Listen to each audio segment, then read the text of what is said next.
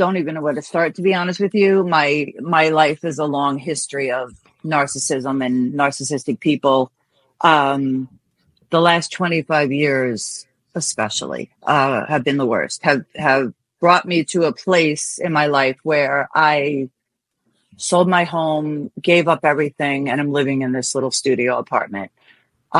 It took for my nose and rib to be broken and to be literally left outside hiding in the woods by a tree for 17 hours while my abuser hid my car after he beat me in the garage. No one knew where it was. And it was 17 hours later that I heard a friend of mine, her voice. She went to my door. I was watching her dog and she hadn't heard from me and knew something was wrong. She stopped and I heard her having a conversation. These were the woods by my home at the time. And I heard her having a conversation with him, like, where's Susie? And he's like, oh, whatever, always a smear campaign. She did this, she did that. She's probably with a boyfriend, all this craziness. And I remember sitting by that tree and I was huddled and I was bleeding. I was bruised. I was hurt. I was in shock. I didn't move for 17 hours. I ran. I heard her voice. It took every ounce of strength in me to run towards her voice. That's what I did. I just got up and ran and I dove through her window. The window of her car was open and she just looked at me because my eye was all swollen and badly black and blue and just said, what the F happened to you? Like she had no words. She was in shock. And he looked at me and he's like, I didn't do that to you. He just started screaming. So she gets in the car. I'm like, get in the car. And I'm shaking. And I just said, go. I just started screaming, go. I just wanted out of there.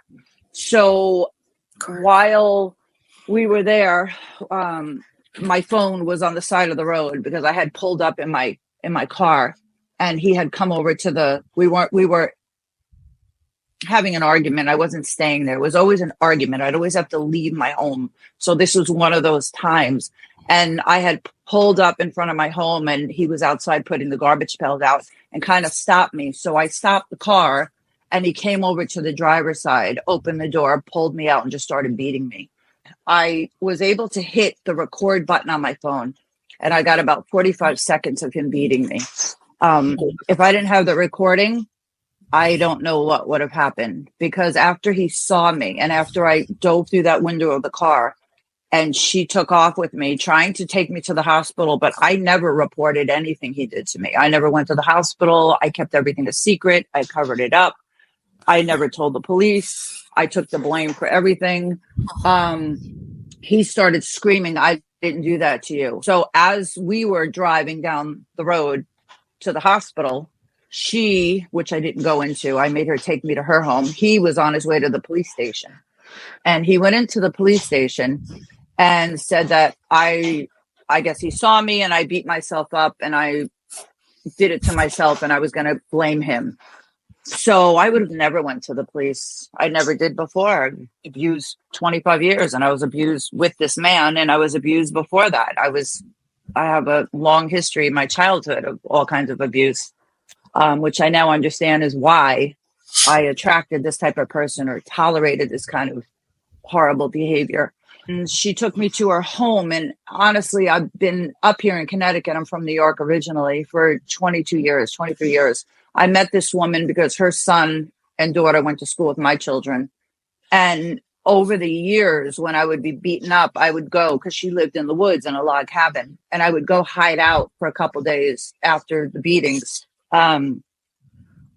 She brought me home to her home and it was our routine. This time was worse than ever, clearly, because I was never bruised to that extent. I never had broken bones before. And she put me upstairs in the bed and she got a phone call and she's like, Susie, it's the police department. I guess it came up on her phone.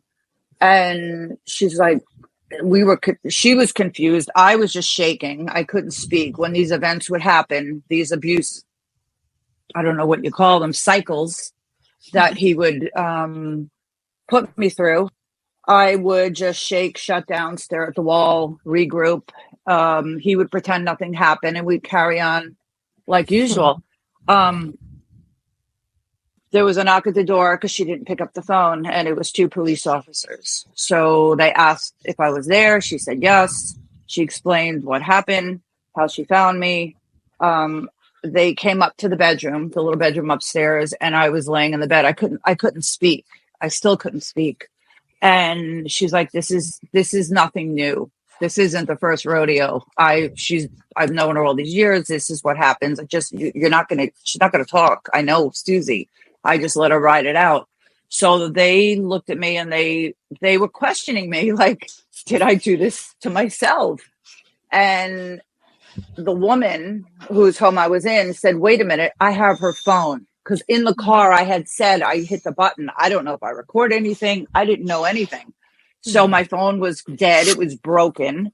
The police officer plugged it in. They charged it. And on that phone was him beating me, screaming, I'll call the effing police and tell them I beat you in the driveway, as he was beating me. And at the end of the 45 seconds or whatever it was the horn, because I was screaming for help as he dragged me out of the car. So my story, the timeline, all coincided with her story and me saying he beat me up. So they called an ambulance immediately. They said everything has changed. It was a younger officer with an older officer, and he says, I'm literally in shock, were his words. He says, I cannot believe this is the same man that walked into the police station. I'm getting goosebumps an hour before. I can't believe it's the same person. And he was the first one. So we're waiting for the ambulance. I never knew any of this because I never told the truth. I was always, abused and shut my mouth. And he went through the list of, do you feel safe? Does this happen? Does that happen? And he called, he says, you need the women's center. You need a support group. He says, we're taking you to the hospital, but I am calling the support group because he's like, you need to call them. And I'm looking at him like, I'm not calling anyone. So the ambulance takes me. He calls in Danbury here in Connecticut, the center, the support group for women, and domestic violence, sexual assault. They cover everything. And I went to the hospital and they did x-rays, CAT scans. He broke my nose. He broke my rib. The police, I'll never forget the police officer standing there. And he's like, I called for you because I know you're not going to call and they're going to be getting in touch with you from the center. You need help. And the ER doctor, who I've known over the years, like if the kids needed stitches or something, I've seen her before. And she's like, Susie, please, you cannot allow this to continue. They went and arrested him. We had to wait. He had to wait for his warrant. They had to, order his warrant. Spent the night in jail.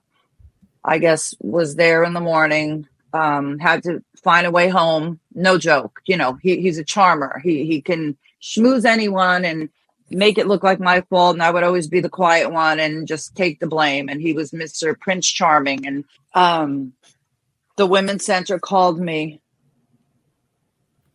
few days later, and I started therapy with one of the women there. We had an order of protection. I had an order of protection. I got a phone call from a mutual friend in the neighborhood, and they said, look, can you come over? Ronnie wants to talk to you. So here we go with the love bomb.